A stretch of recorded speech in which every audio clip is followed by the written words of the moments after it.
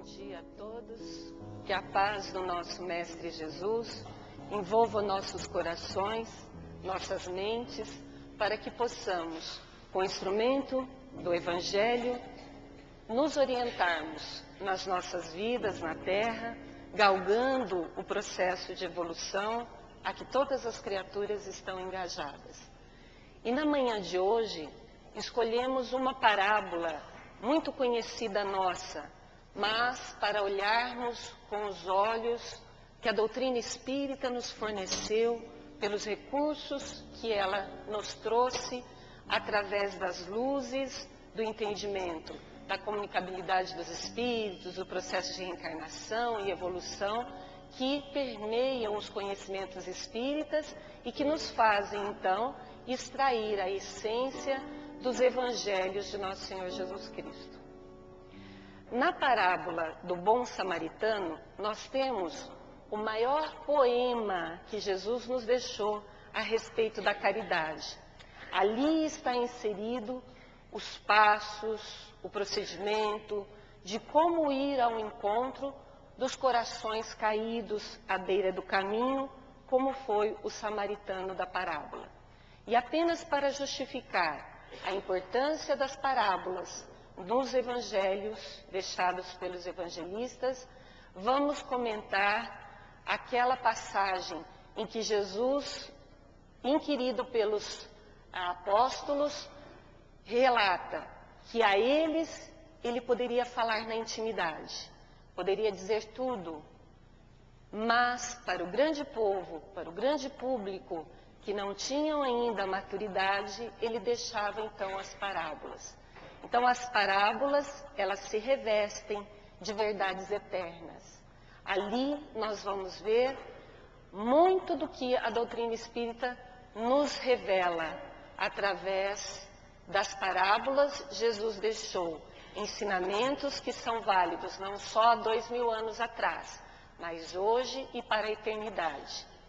É claro que Jesus, há 2000 anos, tinha que usar os termos, os exemplos, a que as pessoas, na época, poderiam entender. Se Jesus viesse hoje nos passar as parábolas, usaria recursos da fala e dos costumes da atualidade. Falaria em notebook, em vez de falar de pastores. Falaria de deletar, que é uma linguagem da informática, ao invés da fala característica da linguagem hebraica. Então, nós precisamos, com os estudos da doutrina espírita, retirar a essência, como o apóstolo Paulo nos falou, retirar a essência, o espírito da letra. Bom, mas vamos então à parábola. A parábola do bom samaritano se refere a uma conversa com Jesus e um doutor da lei, que chega até Jesus e pergunta, né? Então, o versículo 1 do Lucas diz o seguinte: e eis que se levantou um doutor da lei, dizendo, mestre, que farei para herdar a vida eterna? Nós vamos encontrar então o personagem do doutor. O que é doutor da lei há 2000 anos atrás? Uma individualidade masculina, porque mulheres ainda não eram reconhecidas na hierarquia, e essa individualidade masculina, ele trazia para si, avocava para si, não só os conhecimentos divinos, religiosos da época, mas também era o legislador, faziam as leis, e também executava. Então, doutor da lei, na época de Jesus, é um perfil de uma criatura altamente gabaritada, no que se refere à intelectualidade.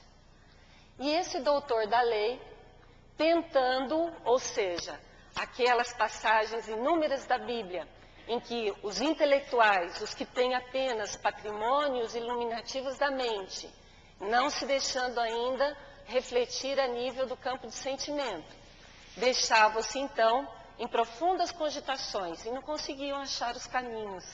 Aqui o Evangelho então veio trazer através de Jesus. E aí então ele tentando, Jesus pergunta, mestre, que farei para herdar a vida eterna? Nessa colocação verificamos duas coisas. Primeiro, o doutor da lei, altamente gabaritado, via no Mestre Jesus uma personalidade única. Tanto é que se refere a ele como mestre, ou seja, via em Jesus, pelos sinais que ele trazia, que era um espírito de escola diferenciado. E dirige a ele uma pergunta de alto cunho moral, religioso, que ele já sabia. Porque quando pergunta para Jesus como fazer para herdar a vida eterna, é porque ele já sabia, através das suas reflexões, que nós somos herdeiros daquilo que nós fazemos. Então, verificamos que esse doutor da lei tinha um diferencial. Era intelectual, mas reconhecia a grande personalidade de Jesus ali como mensageiro de Deus.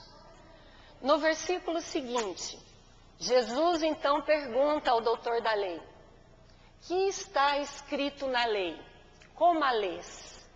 Porque Jesus, o nosso mestre do planeta Terra, o fundador desse planeta, vamos encontrar ali no livro A Caminho da Luz, pela psicografia de Chico Xavier, que assim que a nebulosa se desprendeu do Sol, foi entregue às mãos de Jesus para a formação do planeta Terra. Então, Jesus já era um Cristo, desde a formação do nosso planeta Terra, que foi mais ou menos, segundo a ciência de hoje, uns 5 bilhões de anos atrás.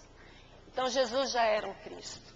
Essa alta personalidade que se faz encarnar na Terra para ensinar, então tem no mais alto grau tudo o que nós poderemos pensar como exemplo de Deus. Jesus, então, aqui nos mostra a alta capacidade psicológica do indivíduo. Por quê? Pergunta ao doutor da lei, como que ele entende a lei? Porque Jesus sabe, compreende, assim como aquelas pessoas que já adquiriram graus evolutivos, de que cada um de nós, apesar de sabermos, apesar de conhecermos, mas cada um de nós entende de uma forma diferente. Então nós podemos conhecer o Evangelho, mas cada um lê, identifica, faz a leitura e age em níveis diferentes. Aqui então Jesus se porta como um grande psicólogo, aqueles a quais os psicólogos da Terra devem seguir como exemplo. E então pergunta para o doutor da lei para entender como é que está o nível evolutivo da criatura, para poder então melhor ajudar.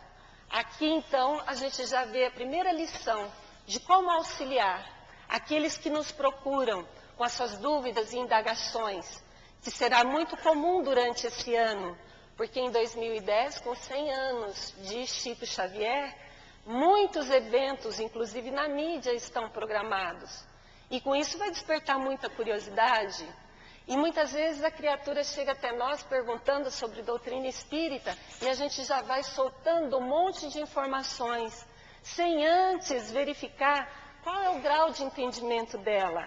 Às vezes o grau de entendimento de doutrina espírita é como uma criança, e às vezes a gente vai precisar colocar em forma de histórias, de figuras. Outros mais lúcidos a gente vai poder falar então com mais profundidade. Então Jesus faz essa pergunta para ver o nível de entendimento do doutor da lei. E no versículo seguinte, então, nós temos a resposta do doutor da lei. E ele diz o seguinte: enquanto a gente faz a leitura, verifiquem qual que é o nível em que está esse doutor da lei.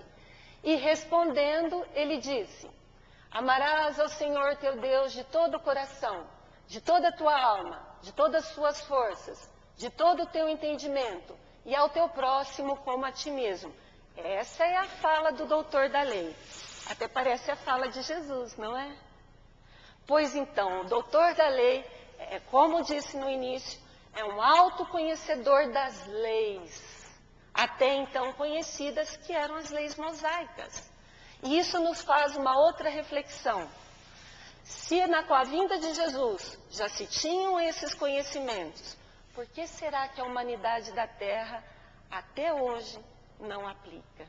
Porque Moisés esteve presente na Terra trazendo esse conhecimento há pelo menos 1.500 anos antes de Jesus. Então a humanidade da Terra já tem essa ideia há pelo menos 3.500 anos. E ainda não aderiu à aplicação dela. Mas vamos analisar o que o doutor da lei, então, deu como resposta, lembrando-se de como se faz para adquirir o reino eterno. Como é que a gente adquire, então, o reino da eternidade? A resposta, e depois Jesus vai concordar que é isso mesmo, vai até estimular o doutor da lei. Então, vale a pena a gente avaliar, né? Amarás Deus de todo o coração, e eu junto aqui de todo entendimento. Porque amar somente de coração, a gente corre o risco de ser uma criatura mística. Ou aquele amor mais simplificado. Como, por exemplo, para ilustrar isso, aquela mãe que ama incondicionalmente o filho, isso não está errado. No entanto, que não admite que o filho tenha falhas. É aquela mãe nas escolas que a gente chama para conversar por conta de um delito do filho e ela fala assim, não foi meu filho que fez, foi o filho da outra. Essa é o amor só de coração. Mas amar só de entendimento, só de razão, acontece o que aconteceu com o doutor da lei. Porque ele sabia, ele conhecia, mas ele era rígido, era duro, não conseguia fazer essa ponte de como conhecer e como aplicar. Então é necessário os dois processos. Amar iluminado pelos campos do sentimento, mas ainda conduzido pela razão. Diz o ditado popular que a cabeça está acima do coração, para que a cabeça então conduza todos os âmbitos das ações, principalmente no que se refere ao campo do sentimento. Então as duas coisas têm que caminhar junto. Uma nos leva ao sentimentalismo, amar só de coração. Outra nos leva somente à razão cética, sem fazer a ponte de entrelaçamento. Então o doutor da lei nos fala de um caminho, uma forma de conseguir o reino de Deus. Amar de todo o coração e entendimento. Mas se a gente analisar a fala do doutor da lei, tem mais dois outros detalhes nesse aspecto de como conseguir o reino de Deus. Que é também amar de toda a alma. Nós vamos na introdução do Evangelho segundo o Espiritismo, lá tem a definição, se não me engano, do Livro dos Espíritos, do que é alma. E traz lá Kardec, a alma é o espírito encarnado, revestido de corpo da carne, na onde ele vai, através das experiências, do trabalho, da perseverança, do contato com outros da mesma espécie, adquirindo valores, conhecimentos, experiências. Então, quando a gente vê nos textos de Jesus, a palavra alma nos leva a pensar em espírito atuando, espírito encarnado em ação. Então, amar a Deus de toda a sua alma, para conseguir o reino de Deus, é agindo. Não é como o doutor da lei, que passava horas, dias, somente refletindo sem ação.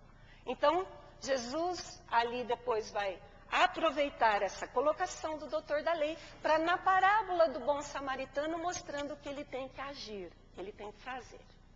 E amar também, segundo nos trouxe a referência do doutor da lei, com todas as forças. No ditado popular do dia a dia, a gente fala assim, quando tem algum parente, algum amigo querido que está com alguma dificuldade, a gente encosta no outro com afinidade e fala assim, precisamos dar uma força para o fulano de tal. Não é assim a expressão? E essa força normalmente se entende até no que se refere a recursos financeiros. Dentro daquilo que a gente pode, dentro daquilo que a gente tenha condições de fazer. Então o doutor da lei entendia que também amar a Deus é disponibilizar, nem que seja o óbolo da viúva, como Jesus mostrou que não precisa ser muito, mas disponibilizar algum recurso, do ponto de vista inclusive financeiro. Olha, vocês já pensaram em amor nessas três faces? Conhecimento, sentimento, ação e também até em recursos disponíveis. E aí, então, mediante essa fala do doutor da lei, Jesus fala para ele: respondestes bem, faze isso e viverás. E aí vem uma outra reflexão. Olha o que a doutrina espírita nos promove de atenção, de detalhes para a gente explorar. Viverás?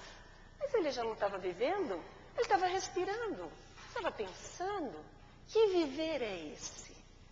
É o viver em vida em abundância. É aquele viver com euforia íntima, porque está fazendo o correto, está no caminho certo. Então é esse viver que Jesus fala. Então Jesus estabelece para nós que se a gente cumprir aquele roteiro, que a gente já conhece, cada um interpreta na forma evolutiva sua, mas a gente já conhece, nós vamos estabelecer o reino divino que é interno, não é externo. Na Terra vai se estabelecer o reino de Deus, na coletividade, depois que as criaturas instalarem, a grande maioria das criaturas instalarem no íntimo. Porque a definição de mundos de prova e expiação é que ainda predominam as inteligências ignorantes, o mal.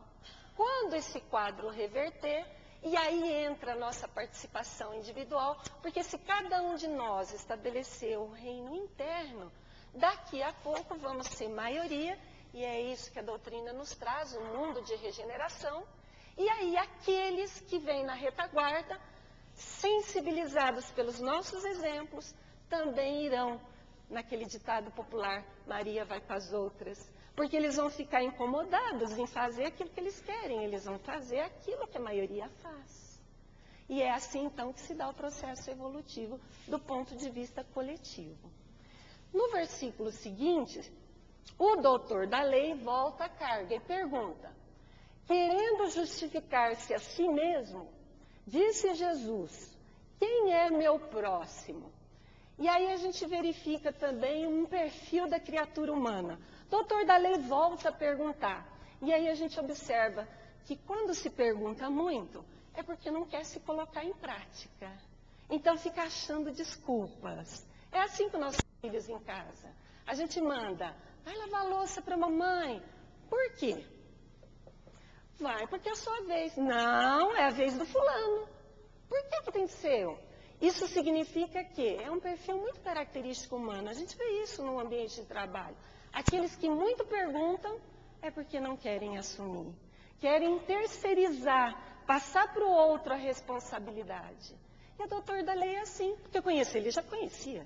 Mas volta a pergunta, é porque ele quer achar uma brechinha para não fazer. Então, tentemos, daí a importância de analisar o Evangelho, né? Refletir, estudar. Vamos prestar atenção em nós. Se nós não estamos perguntando demais, por que eu tenho que fazer isso? Não. Diz Emmanuel, a disciplina precede a espontaneidade. Então, vamos fazendo. Vamos trabalhando em prol da melhoria nossa, dos que estão à volta, e aí, então, isso se torna espontâneo. Não fiquemos cogitando, porque não, isso e aquilo.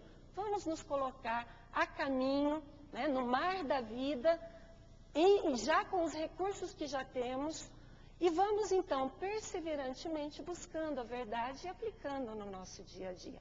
É essa a proposta revolucionária do Cristo. Não é de guerras externas, mas assim é de guerra interior, contra as nossas dificuldades, as nossas mazelas interiores. É esse o campo de batalha, e não externo, no campo de contrariar-se com os outros. No versículo seguinte, Jesus, então, para responder essa pergunta do doutor da lei, de falar quem é o seu próximo, então Jesus começa a parábola do bom samaritano. E diz assim, e respondendo Jesus, disse: descia um homem de Jerusalém para Jericó, e caiu nas mãos dos salteadores, os quais o despojaram e, espancando-o, se retiraram, deixando esse homem meio morto. Quanto material aí para a gente observar, com atenção e refletir. Primeiro momento, Jesus usa na sua parábola, na sua história, que se reveste de verdades eternas, duas cidades. Jerusalém, que na época e até hoje é tida como ponto religioso, o mais alto grau de pensamento de religiosidade que se poderia ter de referência na época. E usa Jericó, uma cidade comercial, onde se vendia, se comprava, se trocava. Então Jesus nos mostra 2 pontos geográficos no mapa bem estabelecido, um no alto, Jerusalém, e um embaixo, Jericó. O que nós podemos entender e trazer no dia de hoje? Porque lembre-se que as parábolas se revestem de verdades. Não temos no Brasil Jerusalém e Jericó, cidades, mas nós temos pontos referenciais. Jerusalém é a referência de religiosidade, de alto padrão vibratório.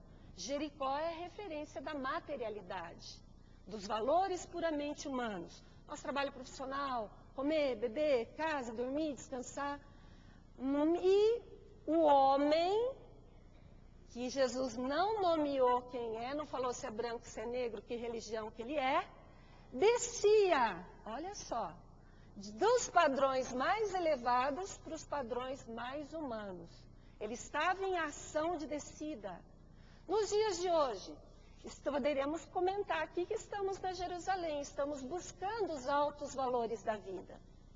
Daqui a pouco vamos sair, voltar no nosso Jericó do dia a dia. Aí cabe-nos então, usando os recursos da doutrina espírita e mais para frente, poderemos manter a Jerusalém interna, com os nossos padrões de vibração, de pensamento, de ações, e sairmos daqui para Jericó do dia a dia, mas estando situada vibracionalmente na Jerusalém interna. Porque se não fizermos isso, e a gente observa isso nas nossas vidas e dos que estão à volta, se situarem seus pontos de ações, de pensamentos puramente na Jericó, o que acontece? Olha aqui, os salteadores nos assaltam. Nós que somos espíritas podemos falar com muita franqueza, sem vontade nenhuma de causar pânico, medo, mas quando nos posicionamos somente na Jericó da vida, somente nos valores puramente humanos, não nos interessarmos pela nossa evolução individual, nós somos assaltados pelos irmãos desencarnados que não conhecem ainda a luz. É o que nós chamamos de obsessão. Que nos assaltam, roubam nossas energias, e quem trabalha na casa espírita no atendimento fraterno sabe que essas criaturas chegam aqui exauridas, doentes, sem energia nenhuma, assaltadas, espoliadas nos valores da vitalidade, dos valores mais necessários para a existência aqui na Terra. Então Jesus nos deixa uma mensagem. Observemos aonde estamos situados, na Jerusalém do dia a dia ou na Jericó.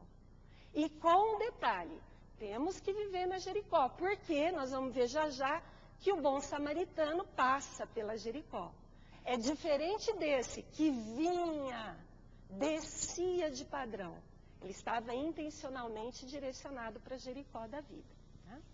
No parágrafo seguinte, Jesus continua a parábola dizendo o seguinte: e ocasionalmente descia pelo mesmo caminho um sacerdote, e vendo o que estava caído, passou de largo. Toda vez que nas referências evangélicas falar de um caído, à margem de um caminho, significa que é uma criatura que está necessitada. De alguma forma, ele está limitado a viver nas experiências normais da vida. E naquele caso, um caído no caminho, e vinha um sacerdote, cuja a gente espera que um religioso tenha um movimento de alma em direção àquela criatura que está caída. Mas não. Na parábola de Jesus, coloca que o sacerdote passou ao largo. Será que Jesus não está querendo mostrar para nós que nós nos avocamos o título religioso, espírita, católico, protestante, mas não fazemos jus a esse título? Passamos de largo a hora da necessidade, da dificuldade? É para refletirmos. Continuando no próximo versículo, Jesus volta à mesma linha de raciocínio. E coloca que, de igual modo, um levita, também chegando àquele lugar e vendo o caído, passa longe. O levita é o descendente da tribo de Levi. A tribo de Levi é aquela responsável por ajudar os sacerdotes nos cultos religiosos. Seria o que é para nós hoje os coroinhas. E qual que é o movimento do levita na parábola de Jesus? Esperava-se dele que ele, como religioso, ajudasse o caído. Mas ele também desprezou, passou longe. E muitas vezes a gente encontra nas nossas posturas essa mesma característica. Ou seja,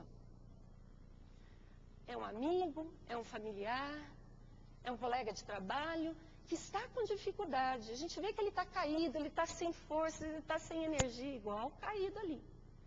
E a gente fica assim com receio de se envolver na situação. Então passa longe, nem para cumprimentá-lo, porque se cumprimentar, de repente, a criatura que está numa situação difícil se agarra como tábua de salvação, e aí a gente não quer se envolver, então passa ao largo. É a postura aqui dos nossos dois companheiros ilustrados na história de Jesus.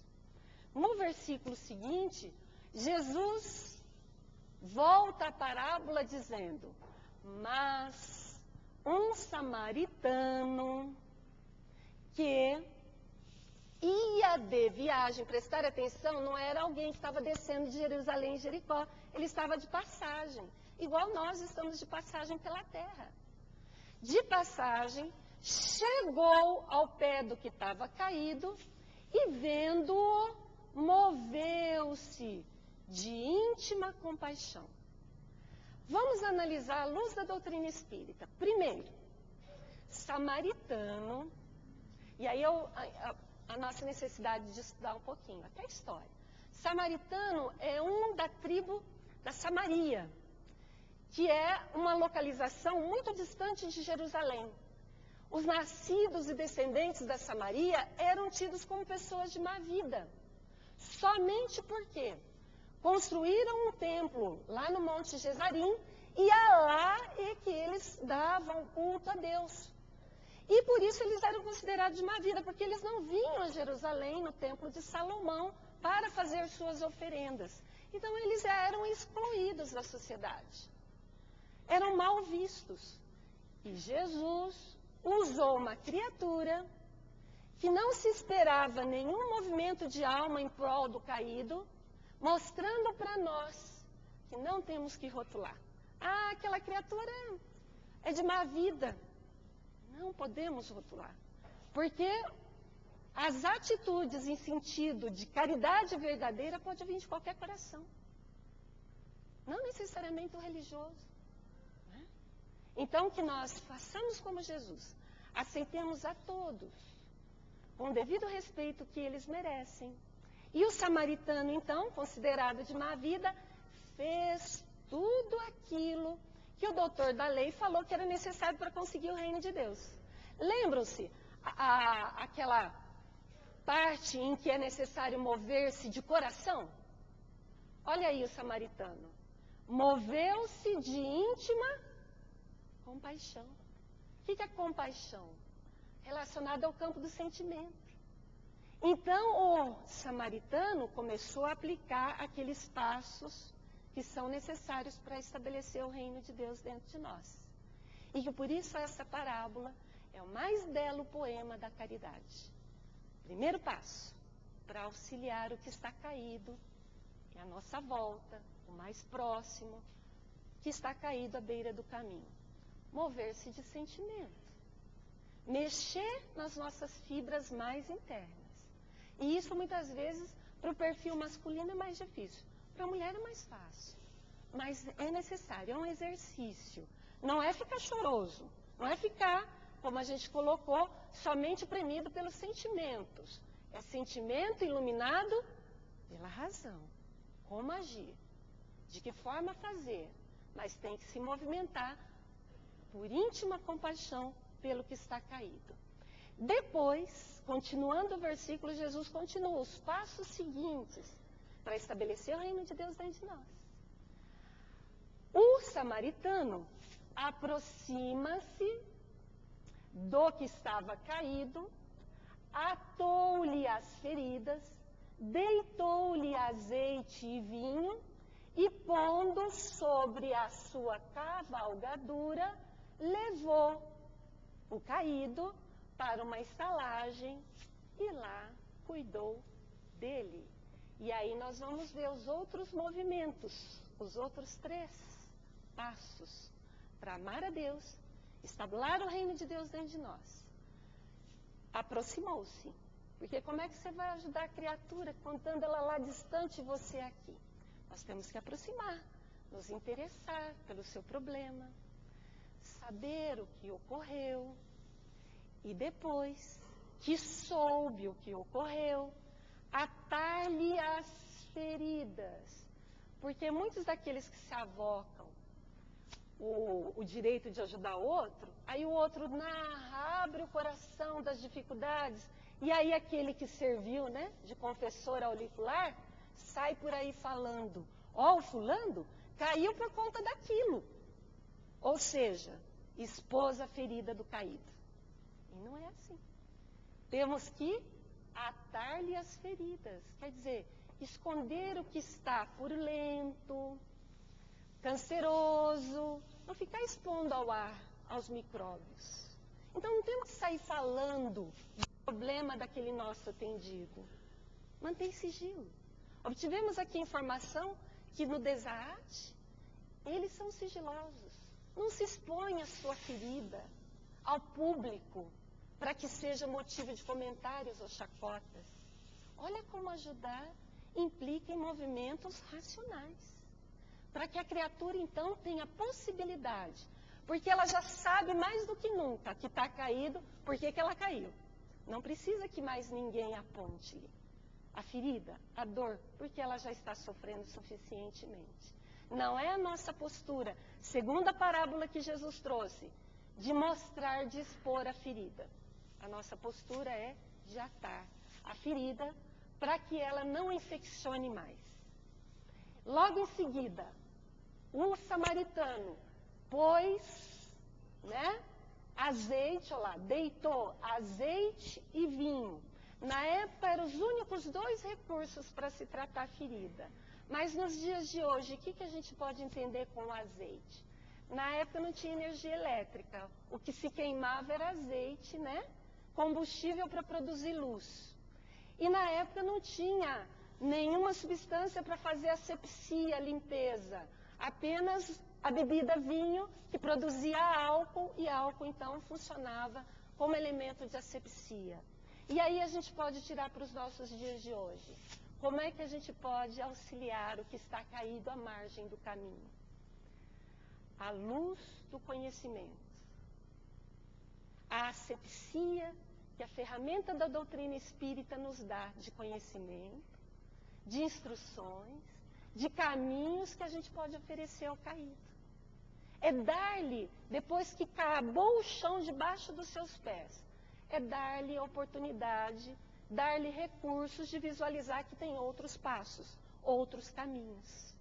E a doutrina espírita, então, vem com todos os seus pilares, reencarnação, continuabilidade da existência espiritual, existência da alma, hoje, amanhã e sempre, a pré-existência lá no passado, por isso das faltas de hoje, por isso das dificuldades de hoje. Então, a luz da doutrina espírita funciona para iluminar aquela criatura, para que ela possa achar um novo caminho. E também lhe dá recursos para que ela não venha mais a cair, limpar, asepsia. E aí, então, continuando, diz a parábola de Jesus que o bom samaritano leva o caído, põe ele na sua cavalgadura e leva para uma estalagem.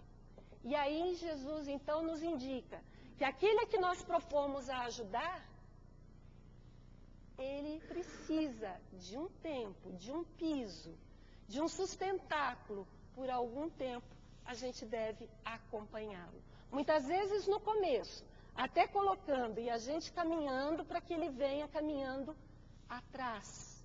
Mas é por um tempo, como nós vamos ver ali. Porque às vezes somos muito sentimentalistas e avocamos para nós o problema do outro. Não é essa a proposta. A proposta é de dar um piso por algum tempo, para que essa criatura possa, então, reunir forças para depois caminhar sozinho. E nós vamos ver isso no versículo seguinte. Quando o samaritano deixa o caído dentro da estalagem, e aí então parte no dia seguinte. Lembra-se que ele estava de passagem por Jericó? Ele não para a sua existência. Ele continua a sua existência, assim como nós. É o filho que cai, é o marido que cai, damos sustentação. Mas não paramos a nossa existência. Ah, eu não vou no centro não, porque hoje meu marido bebeu, eu preciso ficar em casa, ele está raivoso. Larga a criatura lá dormindo. Vai para a casa espírita. Angaria forças, angaria recursos internos para sustentar a situação lá em casa. É essa a proposta do Cristo. Então o samaritano e Jesus não nos pede para que a gente pare o nosso processo de evolução. Tanto é que no dia seguinte o samaritano parte. Tira 2 dinheiros e deixa com o hospedeiro. E disse, cuida dele. E tudo mais que gastares, eu pagarei quando voltar. Olha lá. Vamos voltar lá na fala do doutor da lei? Mover-se de coração, razão, aproximou, fez os primeiros movimentos de asepsia, de limpeza, mas não pode parar a existência. Põe na cavalgadura, leva para a estalagem. Segunda forma de amar, ações. Ó, quantas ações. Terceira forma. Deixa 2 dinheiros com o dono da estalagem, porque ele não pode parar seu processo de evolução. E às vezes a gente tem que ter essa consciência. A gente quer ajudar a criatura, mas não temos condições. Às vezes a gente precisa terceirizar. Se é um problema orgânico, tem que levar ao médico. Se é um problema psiquiátrico, tem que levar ao médico. Se é problema de trabalho, eu tenho que achar alguém que ofereça trabalho para ele, porque eu não posso. Eu não posso parar o processo meu individual de evolução. Mas isso não quer dizer que eu devo abandonar a criatura. Eu a acompanho por algum tempo. E envolvendo-me nesse processo de caridade verdadeira, real, até favorecendo o amor por força, né? Achando recursos ali que possa garantir a essa criatura ela se manter por algum tempo. Mas não para o meu processo de evolução. Acompanha, às vezes depois, mais de longe. Olha como que Jesus, então, nos ensina e depois, como um grande pedagogo que é, faz a provinha para o doutor da lei. Vira para ele e pergunta assim, qual, pois, desses 3 parece que foi o próximo daquele que caiu na mão dos salteadores? Ou seja, nos nossos aprendizados, nós vamos ter as nossas provinhas. Jesus pergunta para o doutor da lei, e aí, qual dos 3 parece a você que foi aquele que atendeu o próximo? E aí o doutor da lei disse, o que usou de misericórdia para com ele. O doutor da lei estava certo. Aí Jesus, continuando o processo pedagógico, disse, vai e faze da mesma maneira. Então Jesus assinou embaixo que a lição, que o caminho, no que se refere aos processos de caridade, é esse.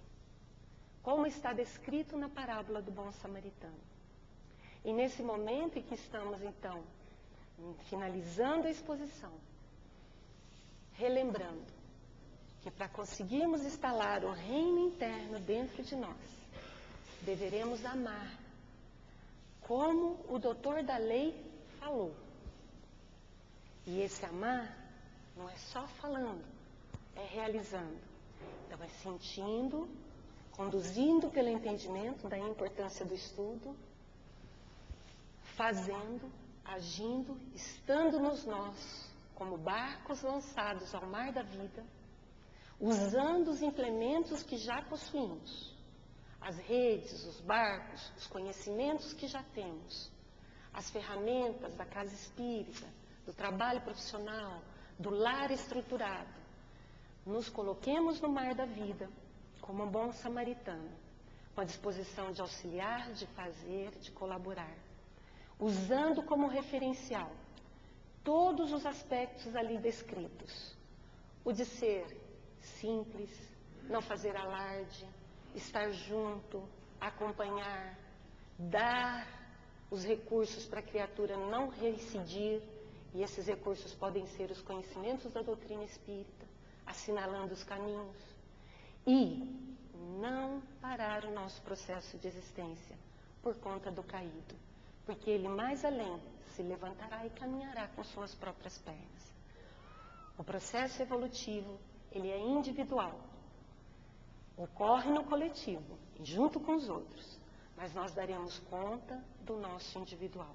Que possamos, então, refletir, analisar, que os benfeitores que nesse momento se encontram aqui possam nos auxiliar durante o dia, durante a semana, refletir nas máximas de Jesus, para então podermos, refletido, introjetado, colocar em prática.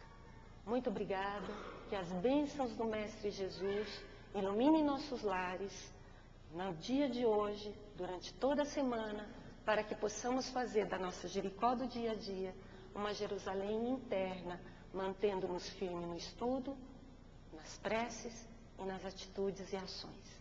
Muita paz.